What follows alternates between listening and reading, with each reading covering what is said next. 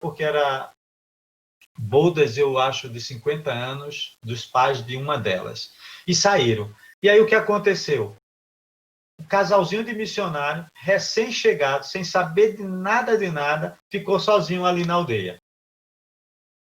Deus é bondoso com a gente, mandou um outro missionário, que é um missionário mais experiente, o Sten, que sabe a língua, sabe tudo.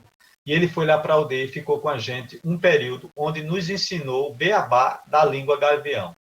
Né? Aquele beabá que eu digo é bom dia, boa tarde, boa noite, como você vai, né? Você quer comer, quer beber água, essa coisa toda ele foi nos ensinando. Então, imagina um curso intensivo de língua em uma semana, e nós aprendemos. Mas eu lembro de uma coisa, pensando em conflito. Na noite anterior, a Kisten ia embora, na manhã seguinte ele ia sair da aldeia, ele nos levou para conhecer uma família. E nós fomos lá. E quando ele apresentou o homem da seguinte maneira: ó, esse aqui é o pastor. Ele era esse rapaz, esse homem, né, o senhor era conhecido como pastor. Qualquer coisa que você precisar, você vem para a casa dele. Se você se sentir qualquer problema, vem falar com ele, beleza. Eu saí dali alegre. Nós passamos uma noite bem gostosa, lemos a Bíblia com ele. O Sten sabia, obviamente eu não sabia ler nada na língua, mas o Sten leu a Bíblia com ele na língua. Nós tínhamos já porções da Bíblia datilografada. Cantamos com ele e voltamos para casa. E eu disse: não, o Sten pode ir embora, que agora eu tenho alguém aqui para me apoiar. Beleza. Na manhã seguinte, eu acho que não sei se foi na manhã seguinte ou uma manhã depois, o caminhão da aldeia foi para a cidade, que era algo natural, eles irem para a cidade. E ao retornar da cidade, esse homem, que a gente chamava ele de pastor, ele tinha bebido, estava bêbado em cima do caminhão, ele caiu da carroceria do caminhão e o pneu traseiro do caminhão passou em cima da cabeça dele. E foi um desespero total. A notícia chegou lá em casa simplesmente dizendo que o pastor morreu e eles iam pegar o primeiro branco que tivesse e iria matar. E aí o primeiro branco que tinha lá na aldeia era o próprio do missionário Chico, que não sabia nada de nada. E aí como é que a gente fica? Uma tensão incrível. E no meio dessa tensão, o chefe do posto chegou para mim e fez: olha, eu sei que você tem uma moto aí, me leva para a cidade porque os índios estão em pé de guerra e vão matar qualquer branco que encontrar. Eu fiz: você acha que eu vou levar você e deixar minha esposa aqui sozinha? Então, assim, conflitos a gente teve logo de início. Quando a gente conseguiu sair da aldeia, depois desse período tenso, nós tivemos conflito. Esse conflito, logo depois nós tivemos os madeireiros que estavam tirando madeira dentro da aldeia, e eles pegaram o caminhão dos madeireiros e se pitaram para a guerra, né? E no meio de tudo isso, querendo buscar um carro para sair da aldeia, não tinha ninguém entrava na aldeia porque ninguém era tão corajoso assim. Então só encontramos um senhor que foi levar, e aí a Deise, a minha esposa, ela já estava grávida e a gente não sabia, né? Então aquela tensão toda, a gente pensava que era estresse, que era tanta coisa, a gravidez. Mas tivemos esses conflitos, e aí por isso que eu falei, ao sair da aldeia, a primeira coisa que eu disse assim: se era isso que o senhor queria que a gente fizesse, manter o trabalho ativo, nós mantivemos. Conflitos sempre vai existir, né? Nós temos conflito entre índios que não aceitam o que a gente está fazendo ali, organizações que acham que o trabalho missionário dentro de terras indígenas é tudo interesseiro, com interesse de manter os índios, como a gente diz, da maneira como eles estão. Conflitos de chefes de FUNAI que querem manter seus cargos. Então, sempre vai ter. Mas quando a gente procura fazer as coisas realmente como Deus quer que a gente faça, ou seja, em verdade, sem fazer, vou usar o termo aqui, politicagem, eles vão reconhecer o que está sendo feito. E graças a Deus, nós nunca tivemos mesmo problema com algum índio lá, né? Eu não gosto de contar essas coisas, porque como a gente diz, não leva vantagem nenhuma, mas várias vezes nós fomos ameaçados, né, com índio que bebia e que chegava em casa com facão dizendo: hoje eu vou matar o missionário, né? E a gente não sabe, Deus, pela misericórdia e graça deles, nos poupou a vida, né? Então, a gente não sabe do que Deus, como se diz, protege uns e não protege outros, mas Deus quis nos poupar. Mas várias vezes acontece isso. Então, esses conflitos vão existir no ministério, né? Não sei se eu respondi a pergunta ou... Parece que ela queria mais saber conflitos internos entre vocês, Chico, Equipe? Daisy, entre seus filhos. Tipo, Peraí, internos ou externos? Agora ela falou aqui. Internos entre vocês e seus filhos. Tipo, vamos dizer, em algum momento eles pensarem diferente ou quererem viver diferente. Para eu responder essa pergunta, a Desiane teria que fechar o ouvido. Não, mas conflitos internos a gente pode colocar de duas maneiras. Primeiro, conflitos internos entre a própria equipe.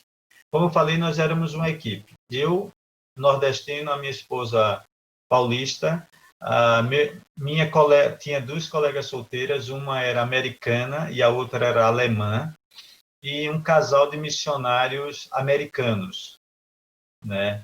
Então, sempre existia maneiras diferentes de, muitas vezes, tentar ou querer resolver alguma coisa, né? Meu colega, não por ser americano, mas ele tinha no sustento dele, ele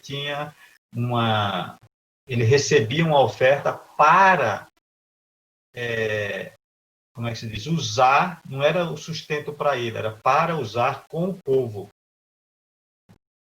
Então, para ele era normal comprar coisas e ajudar os índios com o preço que os índios oferecessem. Para a gente, não. A gente tinha o nosso sustento que era para tudo.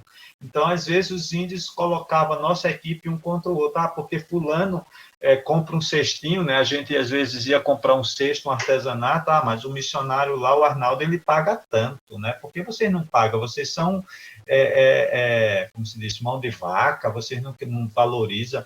Então, eles começavam. E aí, a nossa equipe, muitas vezes, a gente tem que sentar e resolver isso. Como nós iríamos tratar isso?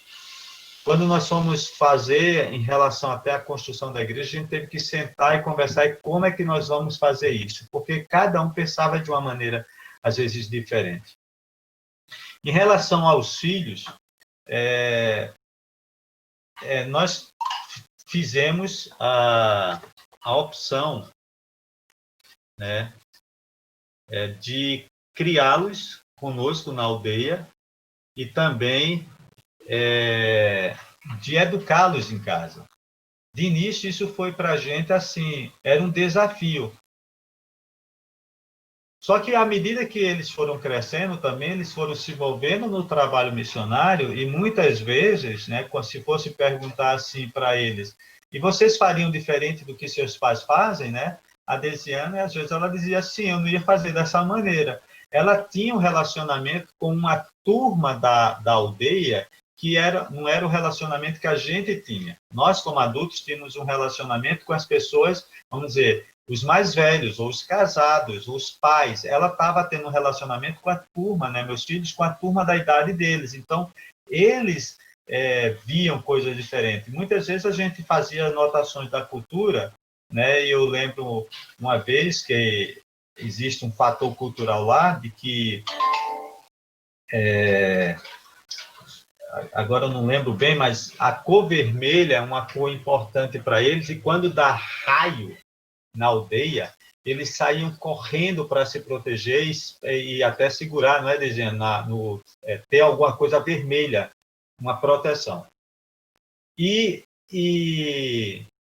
durante o tempo a gente conversando sobre isso, aí eu lembro quando o Desiane às vezes falou, mas eles não pensam mais assim, né? Os mais novos não pensam dessa maneira, isso aí era coisa dos mais velhos, não sei o quê. Até que um dia ela mesmo viu que quando estava chovendo, deu um raio, todas as crianças que estavam junto dela, todo mundo correu e queria também se proteger e procurar algo vermelho para se proteger. Então, a crença existe lá dentro. O fazer diferente, ou como eles tiveram até a oportunidade de fazer algumas coisas que eu e a Daisy, nós não iríamos fazer, eles faziam. E às vezes isso poderia dizer assim, era conflito, mas era um tipo de conflito que a gente sentava para ver como ia fazer. E graças a Deus, a nossa equipe, nós tínhamos um bom relacionamento.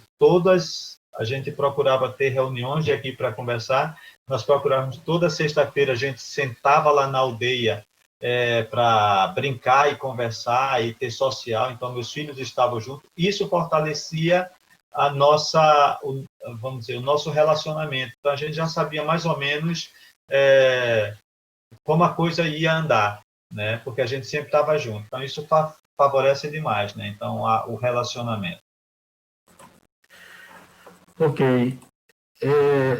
Temos um ponto aqui muito importante para tratar, mas eu não queria deixar de passar aqui a pergunta de uma das nossas adolescentes. Ela falou assim, Chico, no início, ela disse o senhor, viu? Ela é respeitosa. No início, o senhor achou difícil se adaptar na aldeia e o que mais mudou? Se quiser falar alguma coisa assim rapidinho sobre isso.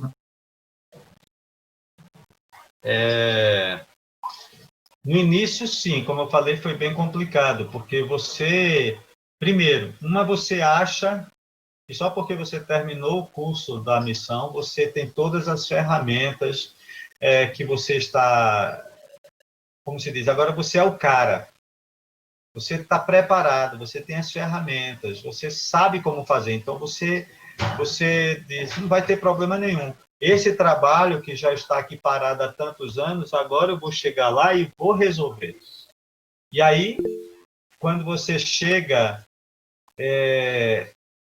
ao local, você descobre que não é bem assim. Que aquilo que você tem de ferramenta de aprendizado de língua, não vai ser tão fácil o aprendizado de língua. A língua gavião é uma das línguas, dizem os especialistas, que é uma das, não sei se 10 línguas mais difíceis do mundo. Então, não é tão fácil de você pegar a coisa. Como eu falei, você tem formas gramaticais diferentes, você tem estruturas diferentes. Então, você não consegue. Outras vezes, você não tem quem queira. Como é que você vai aprender isso? Então, não é tão fácil. Outra coisa que você começa a se acostumar, ou dificuldade de se acostumar é com a maneira, o jeito deles, né? Então se você não for buscando relacionamento com eles, você vai ter dificuldades. Então a gente tinha às vezes que entender, nós quando chegamos na aldeia,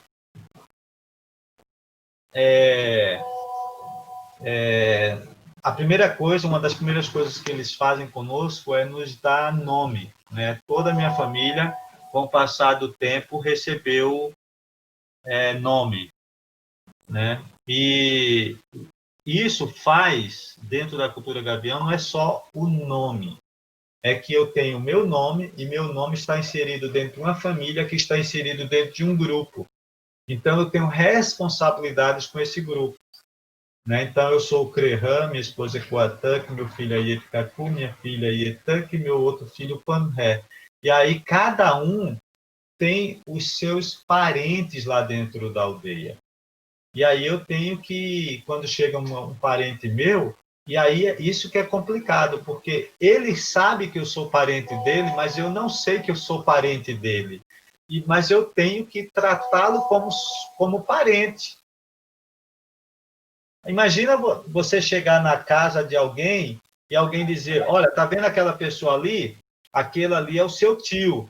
Você nunca viu aquele cara na vida, você não sabe quem é, mas você tem que chamá-lo de tio. Você não tem, como é que a gente fala? Você não faz isso com naturalidade. E na aldeia a mesma coisa. De repente você tem tios, tias, mães, pais, está todo mundo ali e você tem que saber tratar, chamar cada um pelo nome. Você não sabe nem quem são, né? E aí quando é da aldeia, né? Quando chega da outra aldeia lá, pior ainda. E aí, quando é período de festa, que está todo mundo lá, você tem que se adaptar nisso. Então, mas são processos. Quando você sabe que o que você está fazendo ali é o que é o mais importante, todas essas coisas. Uma vez eu estava num grupo de jovens falando e eu disse para eles que para o missionário, às vezes a gente diz que o mais importante é que o missionário tenha uma boa cabeça para aprender a língua, ou que o missionário seja um cara que sabe se relacionar bem. E eu digo, uma das coisas que é muito importante para o missionário é ele ter um bom estômago, para ele saber comer tudo que lhe é oferecido, né? Porque às vezes é um teste até, a gente pensa que não, mas é um teste deles para com você. Ele te oferece alguma coisa para comer e eles querem ver a tua reação. Se você vai comer aquilo agradável, ou se você vai fazer careta, como é que você vai reagir? E eles vão dizer, você não gosta da gente. Então, tudo isso é processo de adaptação. Então, no início, sim, não é fácil. Não é fácil você, como tinha um índio velho lá na aldeia, que ele chegava na minha casa e toda vez que ele chegava, ele falava, só na língua. Só na língua. E depois de um tempo que ele falava tudo aquilo, eu ficava olhando para ele, ele olhava para mim, aí dizia, eita, tu é cabeça dura mesmo, tu nunca vai aprender a nossa língua. Imagina, toda vez você ter alguém que te elogia dessa maneira, né? Você vai ficar assim, caramba, será possível? De novo, outra vez, novamente. Mas você diz, Senhor, o Senhor está fazendo a obra. Um dia vai dar certo, né? Um dia a gente chega lá. Mas é um processo. Então, a gente passa por dificuldades, sim, mas a gente se adapta e a gente aprende.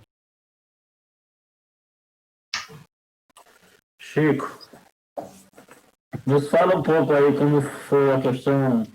Antes de eu fazer essa pergunta, eu vejo que o conflito cultural foi enorme, né? Porque além de ser esse conflito com os índios, ainda tinha uma missionária alemã, outro americano, tu nordestino e a Deise paulista. Então, quer dizer, a briga é grande, viu? A luta é grande, mas é isso mesmo. Agora nos fala, Chico, um pouco sobre a questão da tradução da Bíblia, como ela funcionou para vocês, como foi a questão assim dessa distribuição entre eles, se o impacto que essa Bíblia traduzida teve no meio do grupo indígena. Tá, então, para falar de tradução na Bíblia, a primeira coisa que a gente tem que pensar é o seguinte, né, como falamos, por ser uma língua que, quando o missionário chegou lá, não tinha nada escrito, em primeiro lugar, ele teve que gastar muito tempo para grafar essa língua. Então, a língua gavião, a Bíblia gavião, né, que eu tenho ela aqui, né, esse exemplar, esse livro, para chegar a esse formato aqui, a termos eles em mãos, ele levou na faixa de 40 anos, né? Não era uma coisa tão simples, né? O missionário, primeiro, como eu falei, ele teve que grafar a língua, depois ele teve que entender e aprender a língua, fazer um dicionário da língua, fazer gramática da língua. Aí nós fazemos tudo isso com qual objetivo? A ensiná-los a ler e escrever na própria língua, porque não temos interesse de traduzir uma Bíblia que ninguém vai ler. O fato deles falarem a língua não necessariamente diz que eles são leitores da língua. Então, nós precisávamos ensiná-los a ler e escrever a língua. Graças a Deus, hoje nós temos um bom grupo lá na aldeia, que são leitores, e leitores, que eu digo assim, bons leitores. Agora, todo esse processo foi feito para a chegada da Bíblia. Qual o impacto dessa Bíblia chegando para eles e como é que nós passamos essa Bíblia para eles? Então, vou responder primeiro em relação a como passar para eles. Quando nós soubemos que a gente já estava com a Bíblia pronta e já estava no ponto de ir para a gráfica, nós pensamos, e aí, como é que vamos dar para os índios? Primeiro a gente pensou, um dos colegas, vamos dar, afinal de contas é para eles. Tá, mas imagina você se a gente tivesse que dar todo esse livro aqui para eles de uma forma indiscriminada. Dá para todo mundo que quer. Para quem não sabe ler e escrever a língua, ou principalmente quem não sabe ler, isso aqui não passa de papel. E aí na aldeia nós temos muito fumantes. Nós estamos dando para ele material suficiente para fazer cigarro adoidado. Então a gente pensou, não vai dar certo isso. Vender. Se a gente fosse estipular um preço para vender, nem todos eles têm uma renda financeira para comprar. Então não daria certo. Trocar por artesanato, a gente pensou seria uma alternativa, mas qual seria o parâmetro do artesanato? De repente, um vai chegar e dar um arco e flecha enorme, bem bonito, e vai levar uma Bíblia. O outro vai dar uma pulseirinha bem simples, vai levar uma Bíblia. Como é que vai ser? Então, ficou complicado. Então, Deus nos deu sabedoria e uma ideia que aí foi o que deu certo no final. Quem quisesse ter a Bíblia teria que ler os 3 primeiros capítulos de Gênesis e todo o Evangelho de João. Então, se a pessoa quisesse ter a Bíblia, teria que ler, e aí essa leitura era feita com pessoas que sabiam fazer a leitura, no caso inicial, os missionários, e depois alguns outros da aldeia que já sabia ler e escrever, para serem os, como se diz, ouvidores da leitura. Então, ele teria que ler os 3 primeiros capítulos de Gênesis e todo o Evangelho de João. Ok. Do que se trata os 3 primeiros capítulos de Gênesis? Lembram? Capítulo 1 e 2. Primeiro, capítulo 1, a criação de uma forma geral. Capítulo 2, a criação do homem, né, a obra de Deus ali. E o capítulo 3 vai falar do quê? A queda do homem. Não é? Ok. E João vai nos contar a história da mensagem do Evangelho através da vida de Jesus Cristo. Como é que inicia Gênesis? Lembra? Como é que inicia o livro de Gênesis? No princípio. No princípio. Isso. E como inicia o livro de João? No princípio. Como Deus fez as coisas. Notaram? Deus lá em Gênesis, Moisés foi escreveu no princípio Deus. E quando Deus mandou que João escrevesse o Evangelho, Deus disse, escreva assim, no princípio era o verbo. Eles começaram a entender a história de Deus e o Deus na história. E ao ler esses livros, muitos dos que eram, principalmente os adolescentes, os jovens, que ainda não queriam nada com Deus, eles começaram a entender o Evangelho. E nós não estávamos, eu digo assim, uma parte que a gente não teve essa alegria de estar lá. Nós não estávamos na aldeia quando isso aconteceu, nós estávamos numa das famílias, agora não lembro se em São Paulo ou em João Pessoa, quando nós recebemos a notícia de que a filha do Roberto, que é um líder lá dentro da aldeia, estava com os jovens no pátio da aldeia conversando, e eles estavam fazendo leitura, e eles começaram a perguntar a Ana, Ana, como é que você é assim como você é? Por que você não é igual a gente? Por que você não gosta de fazer as coisas que a gente faz? E começaram assim, e ela começou a explicar o que ela entendia do Evangelho. E eles ficaram com tanta vontade que eles correram para a casa da missionária e disseram, a gente quer esse Jesus que a Ana tem. E aí eles receberam. Quando a Bíblia chegou para eles, eles tinham uma fome de ler essa Bíblia. E eles começaram a ler, começaram com Gênesis e foram lendo, porque eles começaram a gostar disso. Então, esse foi o impacto. Hoje, a Igreja Gavião, entre o povo Gavião, infelizmente, os missionários saíram de lá. Eu e minha família, nós saímos, os meus filhos foram estudar fora, né, a época de estudos. Minha esposa, a gente veio para Anápolis para fazer tratamento de saúde, e aí os outros colegas que estavam lá acabaram também saindo, mas a igreja continua, porque a palavra de Deus está lá. Então, esse impacto da Bíblia, da chegada da Bíblia, foi muito bom, né?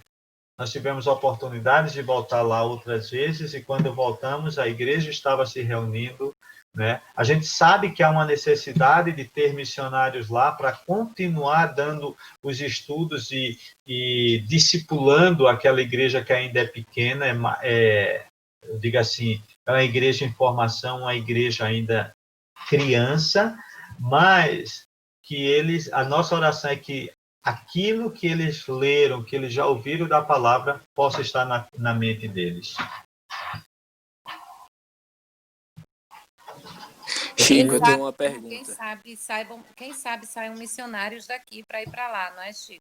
Amém. Eu tenho uma pergunta para fazer. Como se dá o processo de evangelização? Porque acredito que não chega uma equipe lá do nada e diz, a gente vai evangelizar vocês.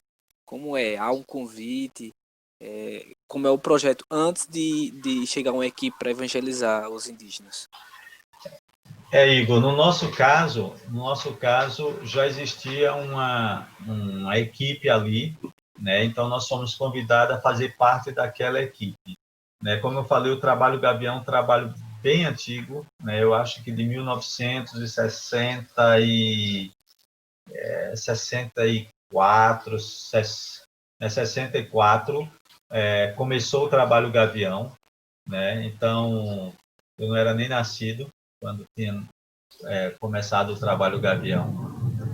E vários colegas passaram ali, né?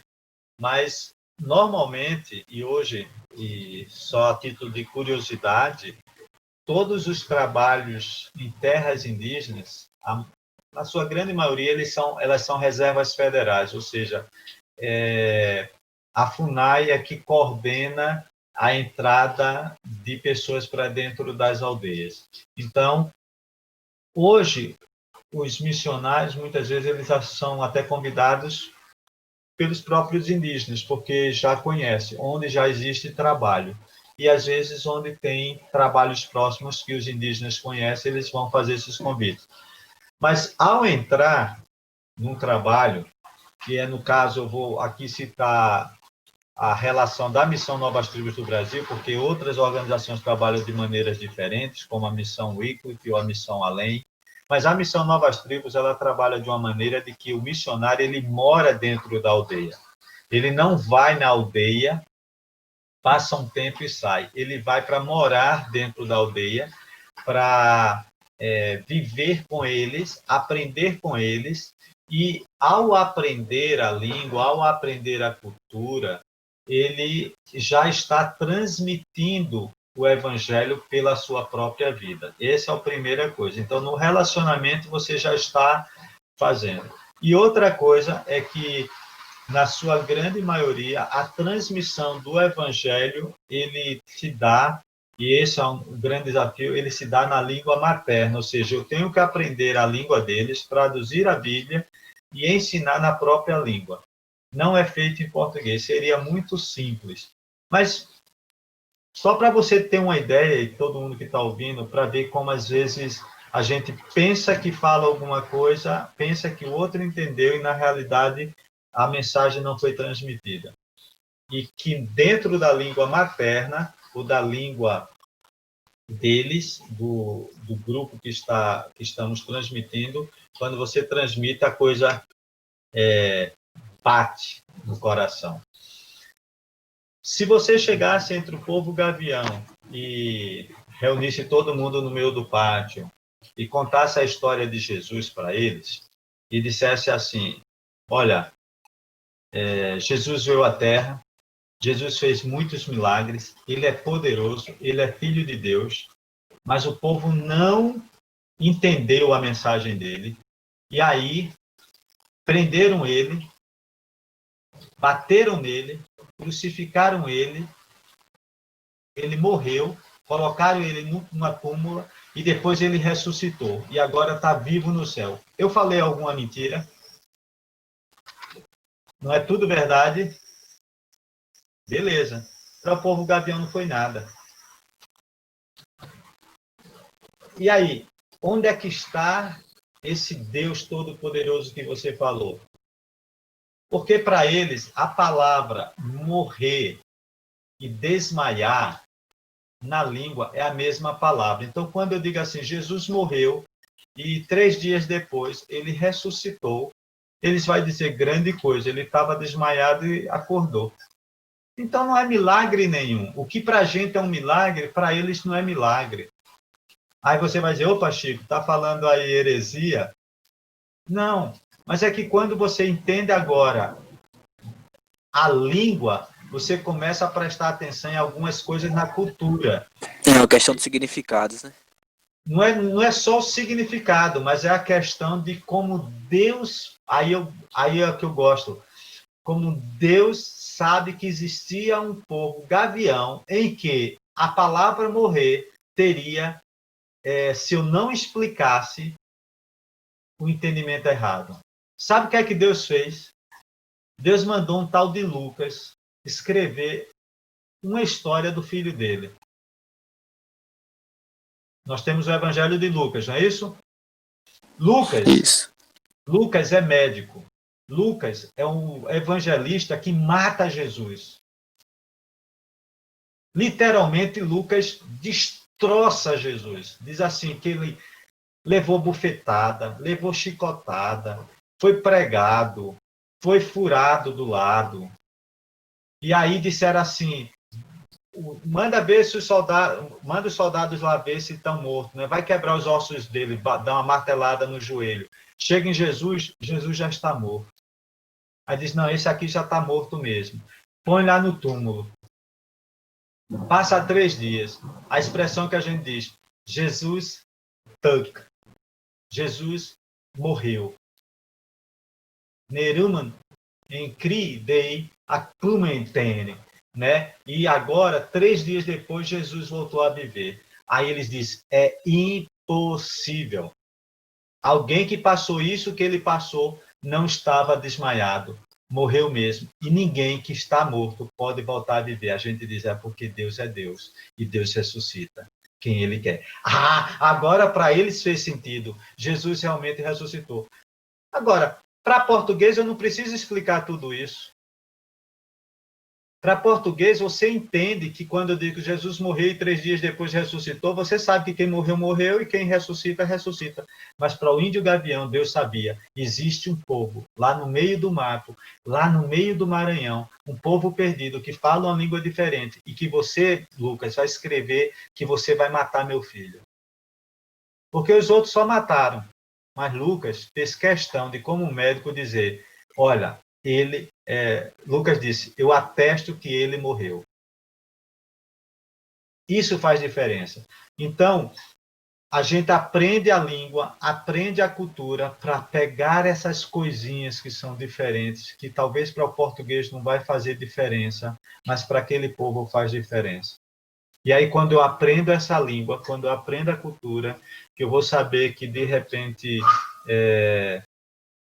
algumas coisas que para mim até hoje não faz sentido, quando a gente diz bom dia para alguém, a gente fala Temcamun, você está andando, e eu estou vendo o cara andando, porque eu vou perguntar se ele está andando, se ele está andando. Então, mas não faz sentido para mim, mas para eles faz, porque quando eles perguntam assim, você está andando, quer dizer, você só pode estar andando porque você está bem de saúde, e por isso que você está andando, porque se não estivesse andando, você não estaria bem. Então, é o nosso bom dia. Então, para eles é muito mais do que bom dia. Entendeu? Então, é esse o nosso processo de evangelização. A gente chega no meio deles, vive com eles, aprende a língua, aprende a cultura, come do que ele come, bebe o que ele bebe, e ali se veste como ele se veste? Se veste como ele se veste, porque ele se veste como nós nos vestimos, né? No caso do Gavião. As mulheres, a Desiane está ali, as meninas, e isso é engraçado, porque isso é uma questão de como é que eu vou dizer aqui, de conceito nosso, o que é roupa. Para eles, as mulheres ficam só de saia.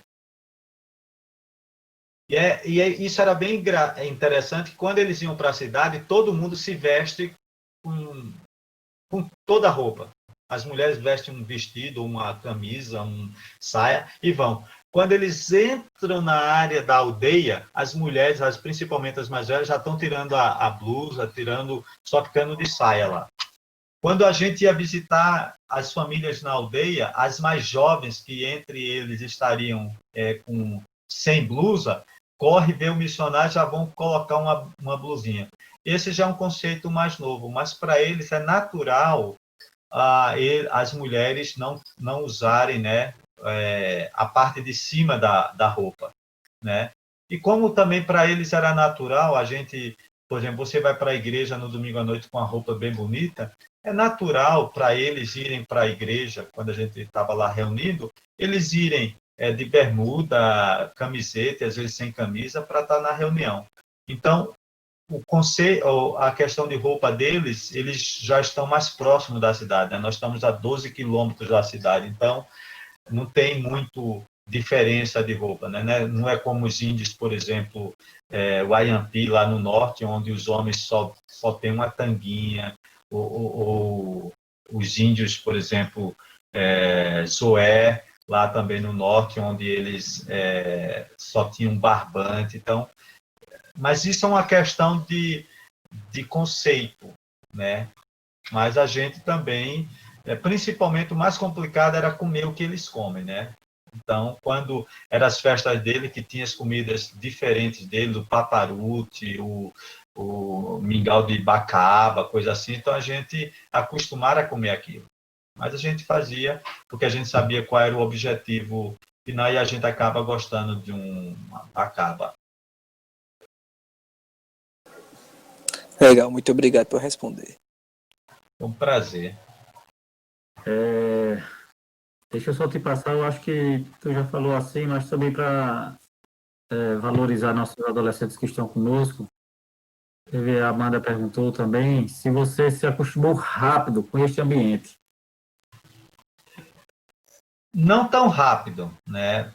Não é uma coisa tão rápida. Até não é rápido no sentido de que quem estuda, e aí é uma aula de quem está na escola, geograficamente o Maranhão está no Nordeste. Não é isso?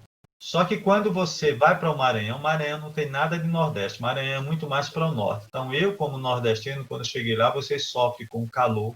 O calor de lá é um calor, a gente diz assim, quase insuportável. Né?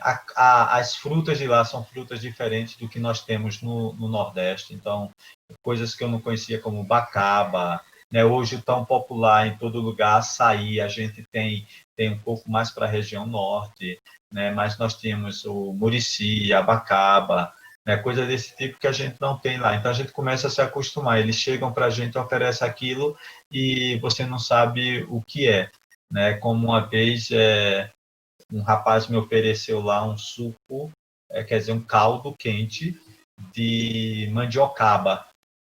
E eu nunca tinha bebido aquilo. E quando você pensa em um suco quente ou um líquido quente, você pensa doce ou salgado? Algo quente é doce ou salgado? Normalmente é salgado.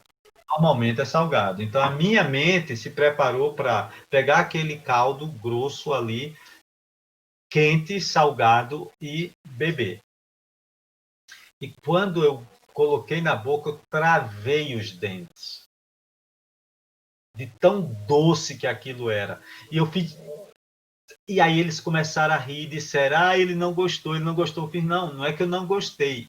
Eu não estava preparado, porque eu estava pensando que era salgado, isso aqui é doce demais, onde é que vocês colocaram açúcar? Eles disseram, não, não é, ninguém colocou açúcar, é assim mesmo. A mandiocaba, ela é uma raiz extremamente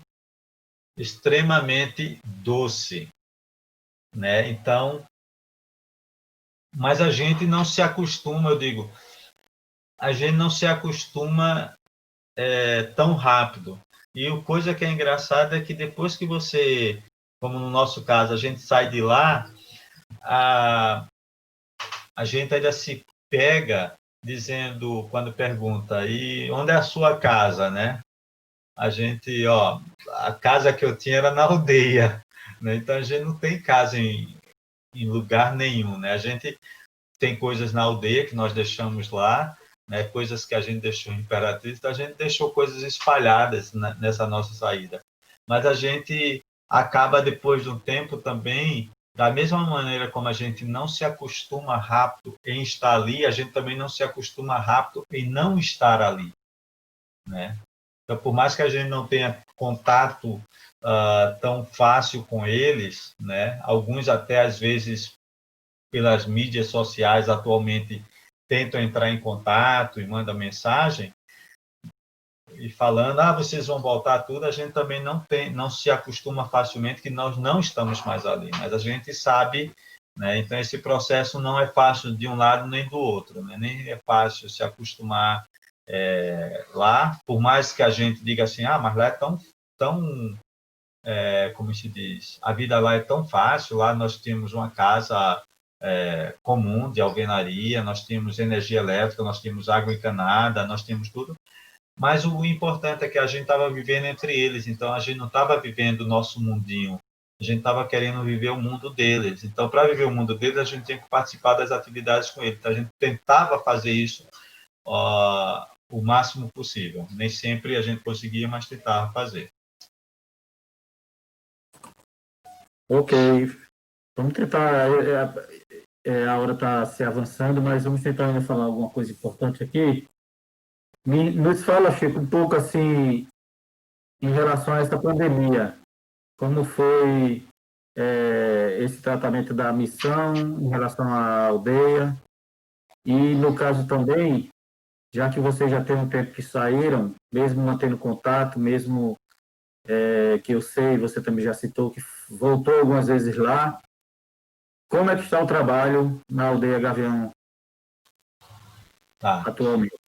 Com relação à pandemia, de uma maneira geral, o que a missão fez foi pedir para todos os missionários que estavam nas aldeias a se retirarem das aldeias. Então, todos os missionários da missão Novas Tribos que estavam em aldeias saíram. Isso foi a gente diz assim, uma decisão bem difícil, bem complicada, porque ninguém queria sair. Nós tivemos colegas que tinham acabado de chegar na aldeia e tiveram que sair. E às vezes as pessoas dizem, mas por que saíram se foram para viver com os índios? A questão não era nem tanto do missionário, a questão que envolvia era e as mídias externas. Imagina se de repente um grupo indígena é dizimado por Covid e descobre que os missionários evangélicos estavam lá dentro. A culpa vai ser da missão. Mesmo que não foi o missionário que levou o Covid lá para dentro, a culpa vai ser do missionário. Então, a missão, por uma certa precaução, pediu para todos os missionários saírem do trabalho. Em relação ao Gavião especificamente, né, quando nós, em alguns contatos que nós tivemos com eles, com alguns como o cacique lá da aldeia, né, eles mandaram foto para a gente, eles tomaram a liberdade de fazerem reuniões lá na comunidade e eles fizeram um isolamento social obrigatório. Eles fecharam as portas, a estrada de acesso à comunidade e ninguém podia entrar e sair da comunidade, né? Então, durante um tempo. Só que, infelizmente, como o próprio cacique falou, lá são várias aldeias na reserva. né? A aldeia que nós trabalhamos, a Governador, eles conseguiram fechar, as outras aldeias não. Então, eles disseram, o CREHAN é complicado, porque a gente fecha aqui, a gente explica a todo mundo aqui, mas os outros estão indo para a cidade, então não adianta nada do que a gente está fazendo. Então, infelizmente, é complicado. E eles não sabem, às vezes, interpretar bem uma notícia, né? Então, eu conto uma história quando os aviões atacaram as Torres Gêmeas lá dos Estados Unidos e saiu no jornal, os mais velhos chegaram lá em casa e contaram a história dizendo que os aviões atacaram as Torres Gêmeas e caiu, tá não sei o quê, e tá uma confusão, e sangue, prédio caindo, aquela coisa toda. Beleza, foi verdade, caiu. No ano seguinte, o noticiário mostrou o quê? Um ano das Torres Gêmeas caindo e apresentaram de novo o avião batendo nas Torres Gêmeas e elas derrubando. E os índios mais velhos chegavam em casa e diziam, derrubaram outro prédio lá.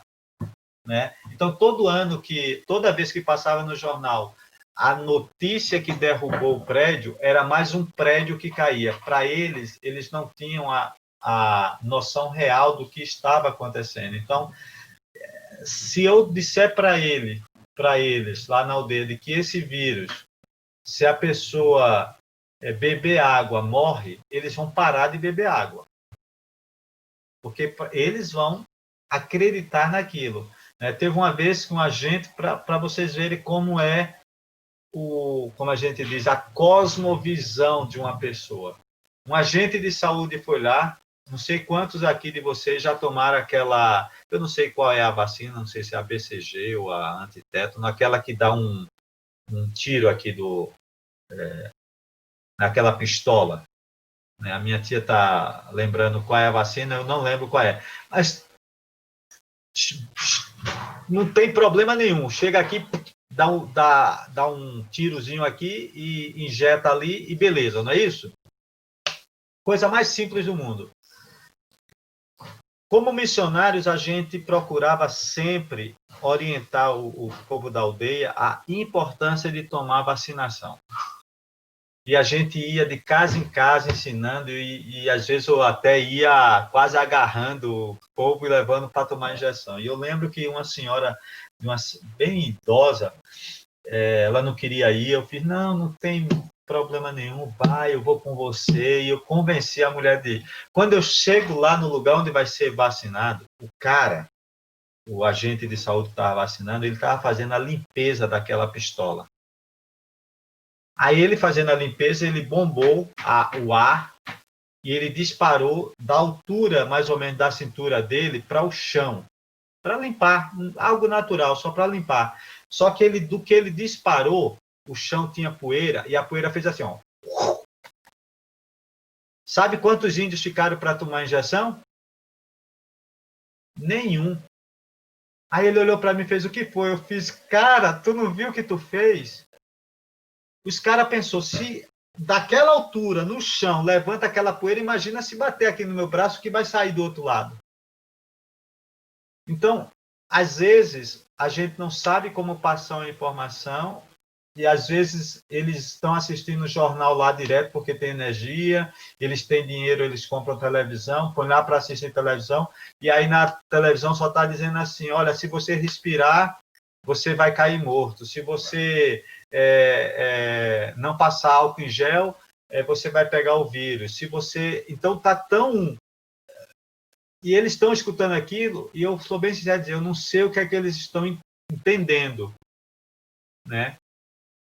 Então, a nossa oração, não só em relação ao grupo Gavião, mas a todos os grupos minoritários aqui no Brasil, grupos indígenas, é que Deus, pela sua graça e misericórdia, esteja preservando a vida deles dessa epidemia, que ela não chegue nesses lugares, nas aldeias, né? E para que logo, realmente, os missionários possam estar retornando, porque os missionários sentem falta dos índios, como os índios sentem falta dos missionários. Os missionários estão aproveitando esse tempo também, né, que está todo mundo parado. conversa com os missionários, aproveitem agora que vocês estão na cidade. Não é para ir no shopping center, não é para ir no cinema, não é para comer o Big Mac, não é para fazer nada disso. É para pegar todo o material que vocês já aprenderam, já coletaram e estudar a língua, a cultura, para quando chegar lá, vocês já estarem em outro nível. Para quando voltar, vocês já saberem como comunicar outras coisas. Então, isso que é importante. A gente ora para que isso realmente aconteça. Ok. A Simone está dizendo aqui, pedindo desculpas, precisaram sair. Um privilégio aprender com vocês, Chico. Um privilégio mesmo. Nós vamos chegar ao final aqui, gente. Infelizmente, nós gostaríamos de ficar bem mais tempo. Estava muito bom. Mas agora eu fiquei curioso, porque quando você conversou, me convidou para essa conversa, esse bate-papo, disse que ia ter alguém que ia fazer aquela pergunta, né? Não sei quem é aquela pessoa que vai fazer, já está afiado para fazer a pergunta. Rapaz, eu não sei se de repente as perguntas foram respondidas, né? Mas a mim está rindo. As pessoas estavam bem, principalmente os adolescentes, né? Estavam bem empolgados, querendo ouvir você falar e saber como toda essa sua experiência. Diz, Igor, tu quer falar, né? Deixa eu atrapalhar só um pouquinho. Eu não sei se já foi respondida essa pergunta, mas se daqui sair alguma jovem, no geral, com interesse em ser um missionário, de ir para as aldeias, qual é o primeiro passo que ela tem que ter? Que ela tem que dar? Primeiro passo. Opa, já gostei, opa. Primeiro passo.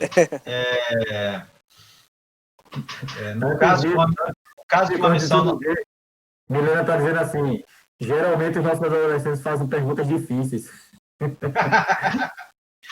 primeiro passo que tem que dar, entrando em contato com a própria Missão Novas Tribos do Brasil, pensando na Missão Novas Tribos. Então, você pode entrar aí no site, se não, agora nem eu sei qual é o site da missão, mas se não me engano é novastribosdobrasil.org.br.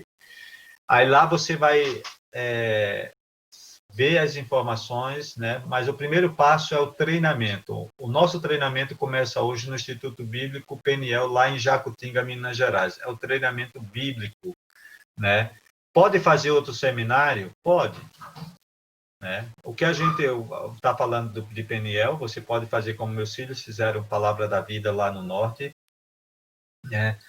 Mas o Peniel ele é voltado para missões transculturais indígenas. Então, ali você vai ouvir e vai respirar missões transculturais indígenas.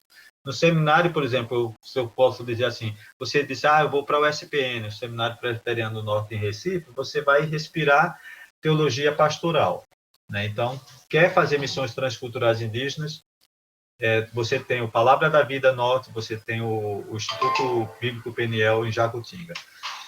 Aí, depois desse primeiro preparo bíblico, você vai, se você realmente diz assim, é isso que Deus está me chamando para fazer, você vai continuar o seu preparo indo para o Instituto Centro de Treinamento Missionário Shekinah, em Vianópolis, aqui perto, onde você vai aprender sobre vivência dentro do mato, estabelecimento de uma igreja neotestamentária, uma igreja autóctone, ou seja, uma igreja liderada pelos próprios índios, aprendizado de língua e cultura. Né? Então, você vai fazer isso.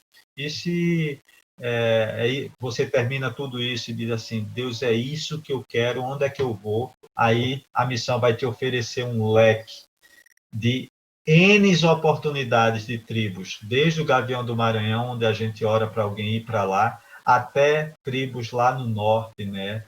Nós temos vários, Marubo, Curubo, Machacali, Caincangue, Cariri-Chocó, Chucuru, né? Gavião, Craú, Canela, Pinagé. Então, são vários grupos que você vai poder dizer, Senhor, onde? Onde? E aí falar como falou Isaías, eis-me aqui, envia-me a mim onde o Senhor quiser. Se for Gavião do Maranhão, eu digo que nós vamos ficar bastante contentes. Amém, obrigado. Amém.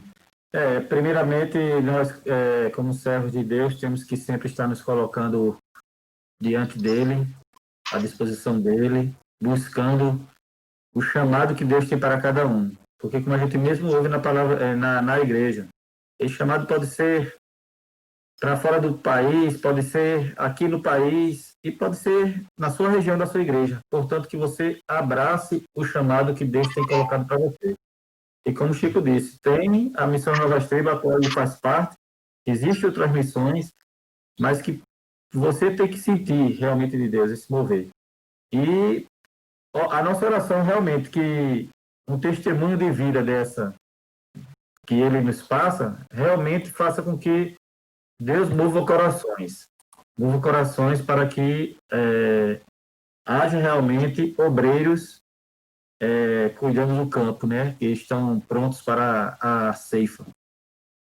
É isso? Então, meus queridos, nós agradecemos ao meu irmão Ivanaldo Bezerra, o Chico, e espero que vocês tenham aprendido realmente, porque um dos nomes que vocês podem chamar ele é de Crehan. Então é isso. Mais um nome que vocês aprenderam hoje. E só mesmo o Chico dando uma palavra dessa de experiência de vida entre nós, para manter a Dona Dulce ali acordada, mesmo a força, mas ali está ali esperando o amém final, né? Tá ali junto com a Ana, nossa irmã. Tia Socorrinho, muito obrigado pela sua participação aqui conosco. Andréa, que foi isso que eu vi. O pastor, eu não sei se o pastor Flávio ainda está conosco. Sara, não sei se ele ainda continua conosco. Aí, com o teu lado, certo? Então é isso. Essa pergunta aí acho que foi o Timóteo Macanda, é da África. É uma história. Mas a pergunta dele, o que significa o nome dele, o meu nome na língua? É muito interessante. Isso aí eu vou deixar a curiosidade, quem sabe um dia a gente vai ter a oportunidade, né, de estar aí na igreja, e aí a gente pode responder isso pessoalmente, né? Então é uma curiosidade que vocês vão ficar, né? Nós temos um grupo na família toda, né? Então é o Crehan, Coatak, Yetkaku, Yetak e Panré. O mais fácil eu posso até falar, que é o Panré. Pode falar, Deisiane? Só não vou falar do meu, dos outros eu posso falar. Claro, tem que falar do seu também. O significado mais lindo de todos. A Júlia fala qual? Tá, eu vou começar de trás para frente já. O Panré, o pan é arara, ré é osso. Então, Panré é osso de arara, né? Então, aí você pode dizer, mas o que é que o Danilo tem a ver com osso de arara? Nada, é só um nome que eles deram, né? A Deisiane se chama Yetuk, né? E o Denis chama Yetkaku, né? Então, aí vocês podem ver que até nisso foi interessante, porque os dois têm o mesmo posso chamar de prefixo, que é Yut. Yetuk e Yetkaku. Yut é batata. Tuk, ou entuk, é a mesma palavra que eu falei aqui de morrer, mas no caso é também a palavra que serve para dizer preto. Então, Yetuk é batata preta, ou batata escura, ou batata roxa, né? E Yetkaku kaku é caldo. Então, Yetkaku é caldo de batata, né? A minha esposa chama Coatuk, Tuk, então vocês já aprenderam que Tuk é preto e Coa é lama. Então, Coatuk é lama preta. Hã? Cada vez ela está dizendo. E aí, o último é Crehan. Crerã cre, uma das traduções de cre, que vem cre, é ovo, né? E rã é ferida. Então seria ovo ferido ou ovo podre, né? Então essa é a tradução, né, que O nome combinou, né, tio? Combinou certo com o pai, né? combinou certinho, não. Agora, uma curiosidade, isso é legal. Não tem nada a ver com Por isso que eu senti uma catinguinha quando a gente entrou aqui. Isso é virtual, hein? Imagina pessoalmente. Por isso que eu não queria falar agora, porque aí no dia, pessoalmente, vocês iam estar sentindo alguma coisa e não iam saber o que era. Mas tudo bem. Uma coisa que foi interessante, que quando eu cheguei na aldeia, os colegas missionários já me conheciam como Chico. Então era Chico. Os índios me deram depois o nome de Crerã. E aí depois eu fui descobrir que o Crerã mais famoso na aldeia, o nome que deram a ele em português era Chico. Era o Chico Ribeiro, que era um índio famoso e um cantador, né? E aí os índios chegavam para mim e diziam assim: eita, tu é o Crerã Chico Ribeiro. Então canta para a gente. Eu falei: não, eu sou o Crerã Chico Ribeiro, não sou. Então não dou para cantar. Né? A coisa que eu não faço é cantar. Mas era uma coisa boa porque para ele já tinha uma certa ligação. Né? Então isso foi muito jóia. Então está explicado aí os nomes. Isso. Olha, é isso aí, porque cansado eu não estou, mas a gente tem que ter a hora de começar, a hora de terminar, e as pessoas também se cansam. A gente, como eu disse, no começo tivemos outras pessoas conectadas, não puderam ficar até o final. E essa é minha sobrinha mesmo, ela já deu a definição do nome dela, porque é a batata doce, essa batata preta é a batata doce, daí vem a doçura dela. Então, tá tudo explicado. Linda, linda, linda. Chico, mais uma vez, pastor Sara, o pastor Flávio poderia entrar para fazer uma oração, a gente ia orar pelo Chico, pela família dele. Pode, ele está vindo aqui do meu lado, peraí. Depois, para os que desejarem, eu já tirei algumas fotos. Prometo a vocês que eu procurei ver a vez que você está mais fotogênico, mas depois da oração do pastor, aos que desejarem, que não estão liberadas as câmeras, se puderem abrir, a gente tirar aquela foto final, certo? Para colocar no grupo, só para registrar a presença de todos. Esse é o nosso pastor, Chico, pastor Flauber.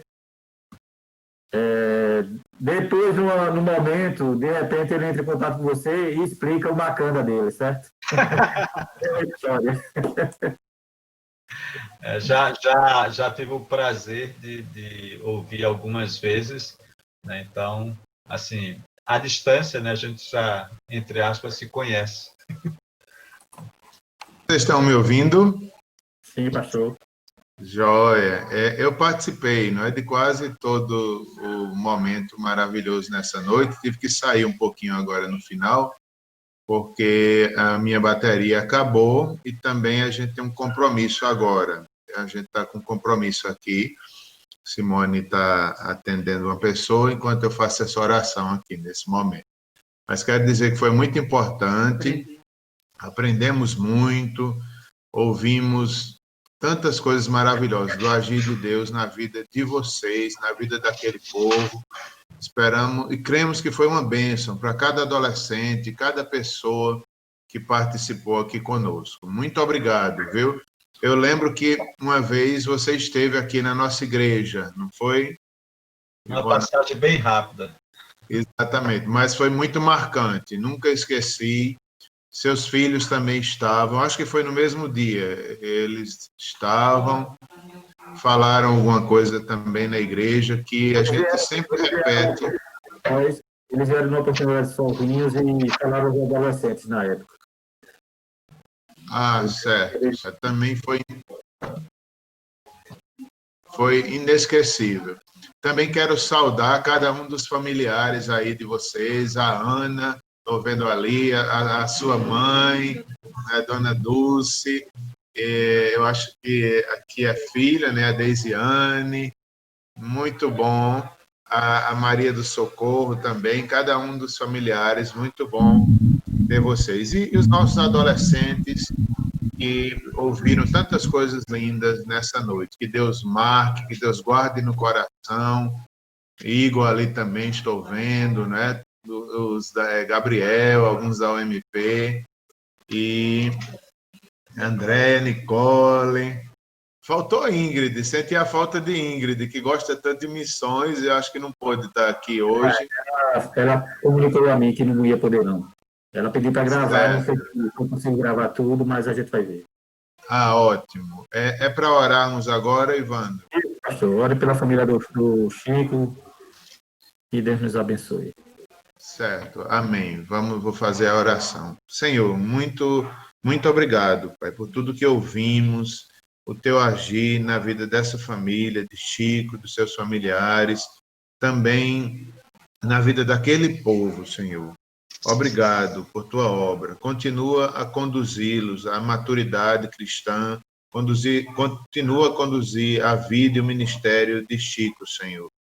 Abençoa também cada um de nós que ouvimos tão lindo testemunho, ouvimos o agir de Deus, e nos edifica e nos fortalece. Oramos em nome de Jesus. Amém.